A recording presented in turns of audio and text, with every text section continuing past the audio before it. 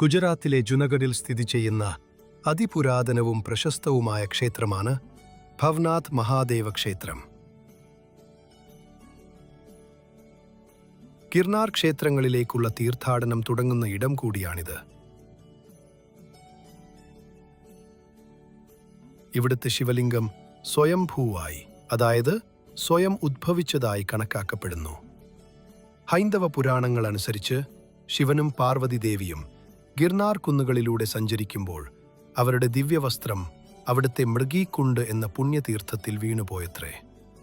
അതോടെ ഈ സ്ഥലം ശിവഭക്തർക്ക് പുണ്യസ്ഥലമായി മാറി. മഹാശിവരാത്രിക്ക് നാഗസന്യാസിമാർ ഘോഷയാത്രയ്ക്ക് മുമ്പ് ഈ കുളത്തിൽ ഷാഹി സ്നാനം നടത്താറുണ്ട്.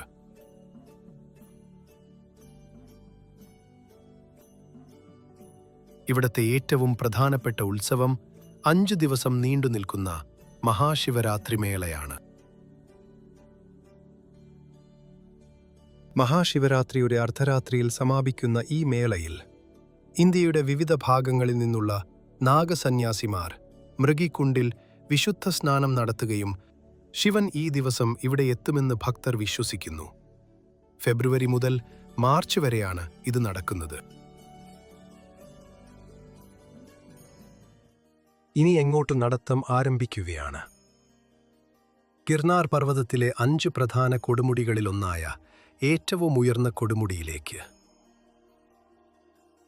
അവിടെയാണ് പർവ്വതനിരയിലെ ഏറ്റവും പ്രധാനപ്പെട്ട ഹൈന്ദവ തീർത്ഥാടന കേന്ദ്രമായ ദത്താത്രേയ ക്ഷേത്രം സ്ഥിതി ചെയ്യുന്നത്.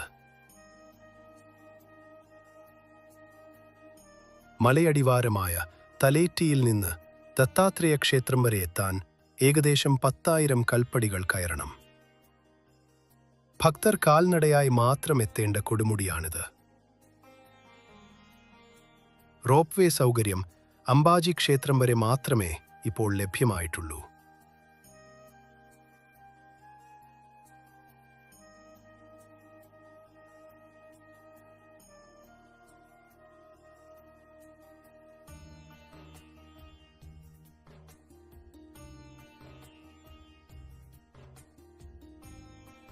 ഏഴ് മുതൽ 8 മണിക്കൂർ വരെ സമയമെടുത്തേക്കാം ഈ കഠിനമായ കയറ്റം പൂർത്തിയാക്കാൻ.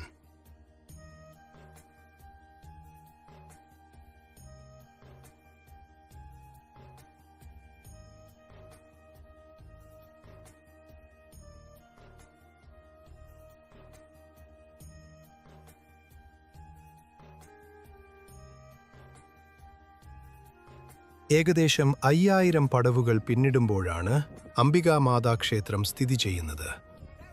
ചില വിശ്വാസപ്രകാരം സതിദേവിയുടെ ഉദരഭാഗം വീണത് ഇവിടെയാണെന്ന് കരുതപ്പെടുന്നു. നവദമ്പതികൾ ഇവിടെ വന്ന് പ്രാർത്ഥിക്കുന്നത് ദാമ്പത്യം ഐശ്വര്യപൂർണമാക്കാൻ സഹായിക്കുമെന്ന് വിശ്വസിക്കപ്പെടുന്നു. ദേവിയുടെ അനുഗ്രഹം വാങ്ങിയ ശേഷമാണ് ഭക്തർ മുകളിലെ ദത്താത്രേയ പാദങ്ങളിലേക്ക് യാത്ര തുടരുന്നത്. മിക്കപ്പോഴും ഈ ക്ഷേത്രം മൂടൽ മഞ്ഞാൽ ചുറ്റപ്പെട്ടു കിടക്കുന്നു.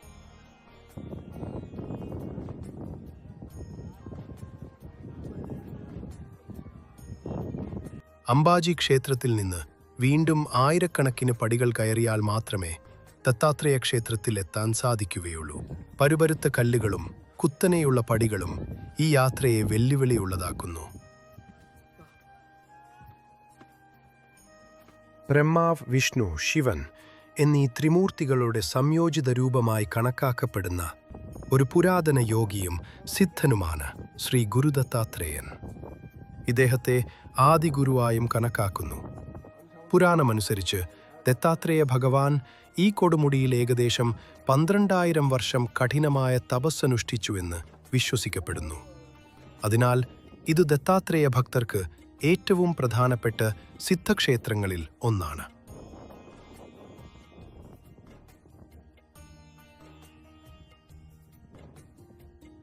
ക്ഷേത്രത്തിൽ ദത്താത്രേയ ഭഗവാന്റെ വിഗ്രഹത്തിനു പകരം പാറയിൽ കൊത്തിവെച്ച അദ്ദേഹത്തിന്റെ ചരണപാദുകകളാണ് പ്രതിഷ്ഠിച്ചിരിക്കുന്നത്. കയറ്റത്തിന്റെ സ്വഭാവം പറയുകയാണെങ്കിൽ അംബാജി വരെ ആദ്യത്തെ ഏകദേശം 5000 പടികൾ കയറാൻ താരതമ്യേന എളുപ്പമാണ്. ഈ ഭാഗത്ത് ഇടയ്ക്കിടെ കടകളും വിശ്രമ കേന്ദ്രങ്ങളും കാണാം. ഇപ്പോൾ റോപ്പ് വേ വന്നതോടെ പലരും ഈ ഭാഗം ഒഴിവാക്കി അംബാജി ക്ഷേത്രത്തിലെത്തുന്നു.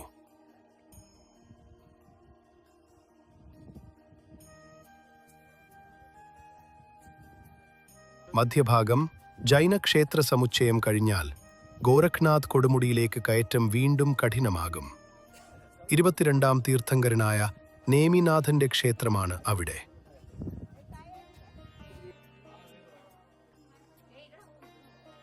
ഗുജറാത്തിലെ ഏറ്റവും ഉയരം കൂടിയ കൊടുമുടിയാണ് ഈ ഗോരഖ്നാഥ്. യാത്രയിൽ ലംഗൂർ ഇനത്തിൽപ്പെട്ട കുരങ്ങുകളെയും മലമുകളിൽ കനത്ത മൂടൽ മഞ്ഞും കാണാൻ സാധിക്കും. അവസാന ഘട്ടം. ഗോരഖ്നാഥ് കൊടുമുടിയിൽ നിന്ന് കുറച്ച് താഴേക്ക് ഇറങ്ങിയ ശേഷം ദത്താത്രേയ ക്ഷേത്രത്തിലേക്ക് കുത്തനെയുള്ളതും ഏറ്റവും ദുർഘടം പിടിച്ചതുമായ കയറ്റം ആരംഭിക്കുന്നു. ഇതിനെ കുത്തനെയുള്ള കുന്നിൻ മുകളിലെ കൊടുമുടി എന്ന് വിളിക്കാറുണ്ട്.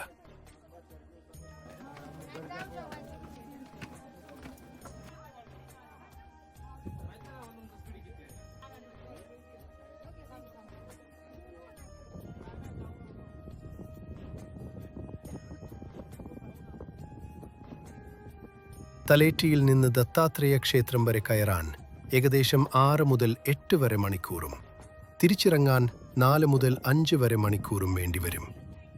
ട്രെക്കിങ്ങിൽ ബുദ്ധിമുട്ടുള്ളവർക്ക് സാധന സാമഗ്രികൾ ചുമക്കുന്നതിനും ആളുകളെ ചുമന്ന് മുകളിലെത്തിക്കുന്നതിനും തൊഴിലാളികളുടെ സേവനം തലേറ്റിയിൽ ലഭ്യമാണ്. ക്ഷേത്രത്തിലെ പ്രസാദങ്ങളാണിവ.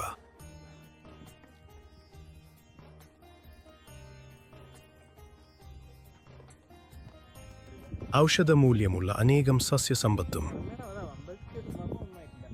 ഭംഗിയാർന്ന നിരവധി പൂക്കളും ഇവിടെ കാണാൻ കഴിയും.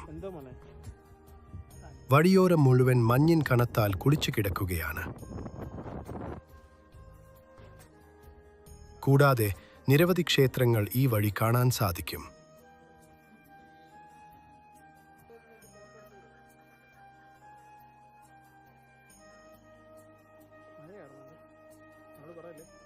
അവയെല്ലാം തന്നെ മികച്ച കൊത്തുപണികളാൽ നിർമ്മിതമാണ്.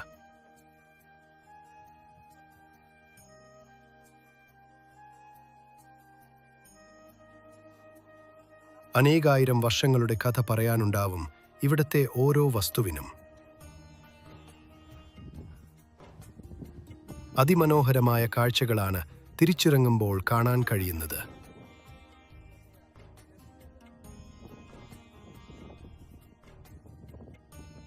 കാൽനടയായി സന്ധ്യാസമയത്ത് ഇറങ്ങിയാൽ ഈ പ്രകൃതി നമുക്ക് അവളുടെ സുന്ദരമാർന്ന മുഖം കാട്ടിത്തരും. ഗിർനാർ യാത്ര ശാരീരികക്ഷമതയെ പരീക്ഷിക്കുന്ന ഒരു കഠിനമായ തീർത്ഥാടനമാണ്.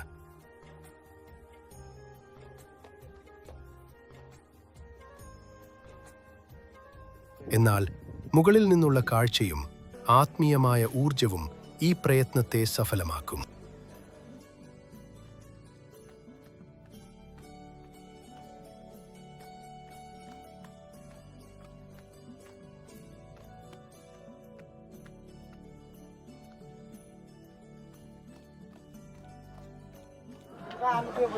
ഇതൊരു വല്ലാത്തൊരു എക്സ്പീരിയൻസ് ആണ് ഗായ്സ്.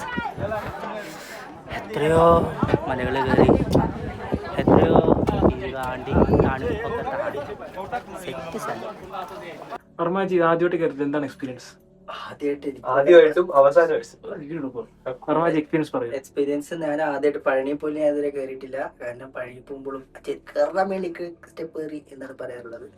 ഇവിടെ പിന്നെ അച്ഛനില്ലാത്തതുകൊണ്ട് പിന്നെ കുഴപ്പമില്ല, പൈസ എൻ്റെ എല്ലാവരുടെ ചെയ്തുകൊണ്ട് കുഴപ്പമില്ല.